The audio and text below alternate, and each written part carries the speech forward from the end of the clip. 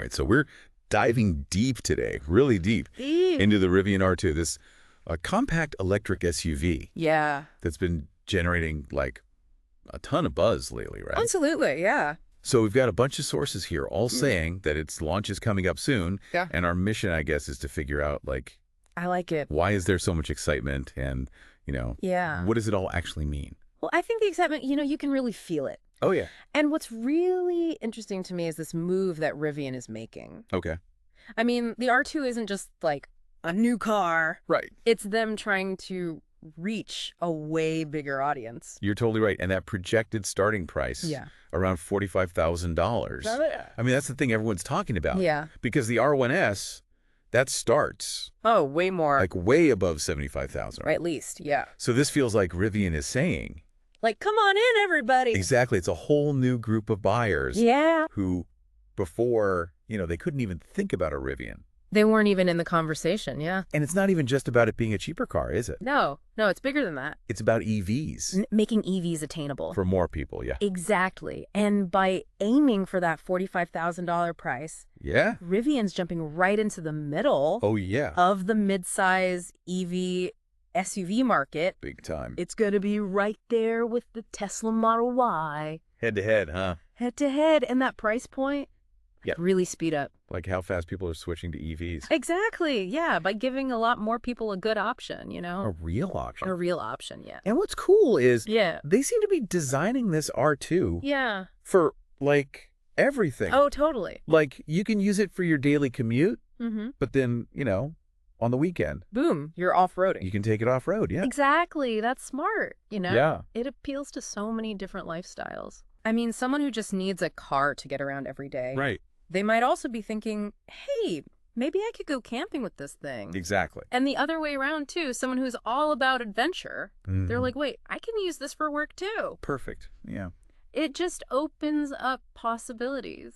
So the big question, though, Yeah. when can people actually buy one? All right, so our sources are saying first half of 2026. Okay, so we got a little bit of wait. A little wait, yeah. But, hey, it gives us something to look forward to. Exactly. And it's not just going to be here in North America, right? This is global. Rivian's got big plans. Global domination. Yeah, the R2 is going to Europe.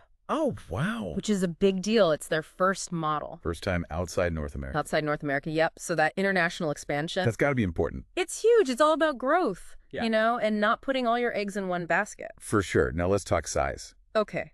The R2 is definitely smaller than the R1S. Oh, yeah. Noticeable. So 2 rows of seats, 5 passengers, compared to the R1S with its 3 rows. And up to 7 seats. Yeah. We're talking like 15 inches shorter overall. 15 inches. Yeah. That's got to make a difference, especially in cities. Oh, absolutely. Much easier to maneuver. Yeah, zipping around, parking, all that. And it's perfect for those buyers who don't need, like a massive SUV. a giant car. Yeah. It fits right into that sweet spot, midsize SUV. That's the hot segment right now. And range. What are we hearing about range? Okay, so there are 2 battery options. Okay. And the bigger one, the target is over 300 miles. 300 miles on a single charge. On a single charge, yeah. And that's with the single motor configuration. Okay, so not even the most powerful version. Right. And for most people, 300 miles is plenty.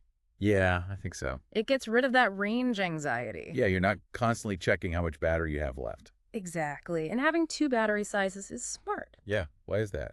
Well, it gives people choices, right? Different price points. Right, so maybe the smaller battery is a little more affordable. Exactly. And if you don't need to drive super far all the time, It's perfect. that's all you need. All right, let's step inside the R2. What's it like? Okay, so from what we're seeing, Yeah. Rivian really focused on making it easy to use. Okay, like how? Well, they've got this larger 15.6-inch center screen. Oh, nice. So everything's bigger and easier to see. Exactly. And more storage space, too. Like where? They even added a second glove box. 2 glove boxes. Huh? 2 glove boxes, yeah, and this is cool. Okay. The seats in both rows, they fold completely flat. Whoa, that's interesting. What's that for? So you can sleep in the back. You can sleep in it, like camping. Camping, road trips, whatever you want. That's awesome. It's like a little mobile base camp. And I heard something about pop-out rear quarter windows. Oh, yeah, those are a nice touch. What are those for?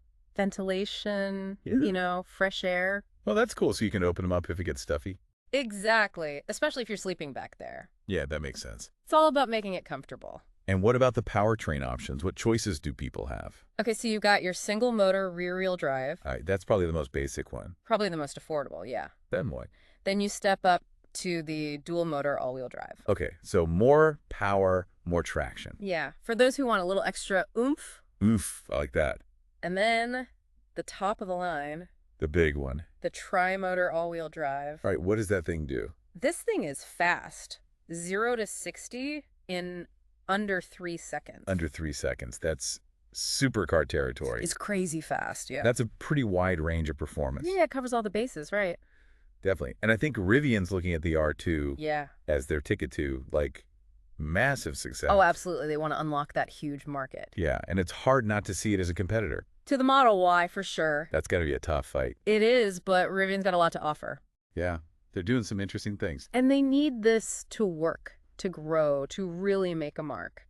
So how are they making this R2 more affordable, though? Okay, so a few things. All right, lay it on me. A new platform specifically for mid-size vehicles. Okay, that makes sense. Designed from the ground up. Exactly. And then there's this thing called mega castings. Mega castings, what are those? So imagine these huge single pieces of aluminum that replace like tons of smaller parts. Oh, I see. So less assembly, less complexity. Exactly, which means it's faster and cheaper to build. Makes sense. That's key to hitting that lower price point. And charging, we talked about how important that is for EVs.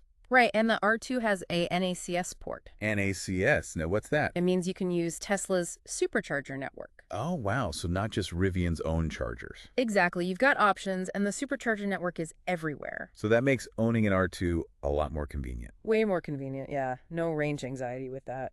And technology-wise, what's the R2 packing? Okay, so they've got a faster infotainment system. People always complain about slow systems. Yeah, this one is supposed to be much smoother.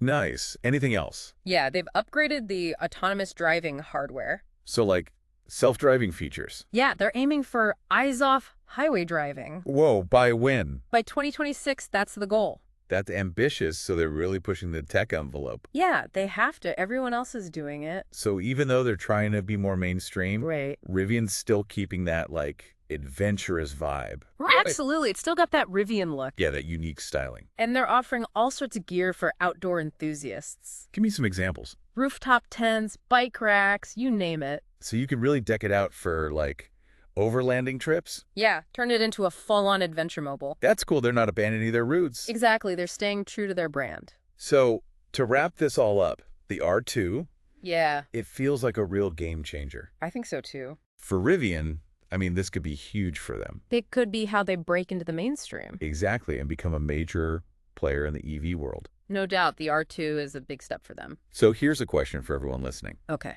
This push towards a more affordable EV, one that's still rugged. Yeah. How does that change your view of the whole EV market? That's a good question. And what would you look for in your next vehicle? Something to think about. Thanks for diving deep with us. Always a pleasure.